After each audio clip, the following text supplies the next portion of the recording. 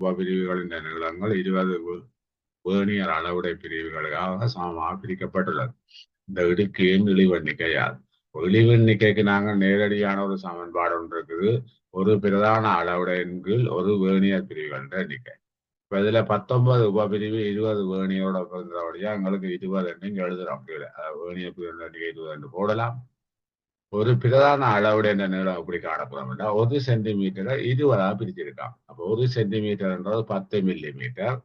10 millimetre 20 உபபிரிவுகளாக பிரதான அளவுடையா பிரிச்சிருக்கு. 10 மில்லிமீட்டரை நாங்கள் 10 மில்லிமீட்டரை நாங்கள் என்ன செய்ய போறோம்னா 20ஆல பிரிக்க போறோம். பிரிச்சாதான் எங்களுக்கு ஒரு பிரதான பிரிவின் நீளம் வரும். 20ஆல நாங்கள் பிரிக்கும் பொழுது எங்களுக்கு பார்த்தோம்னா 20ஆல பிரிக்கக்குள்ள 0.5 மில்லிமீட்டர் வரப்போகுது. அப்ப இங்க நாங்க பிரதியிட வேணும் ஒரு பிரதான அளவுடைய நீளம் 0.5 விளங்குதானே. அப்ப ஒரு பிரதான பிரிவு அளவுடைய நீளம் 0.5 மில்லிமீட்டர்.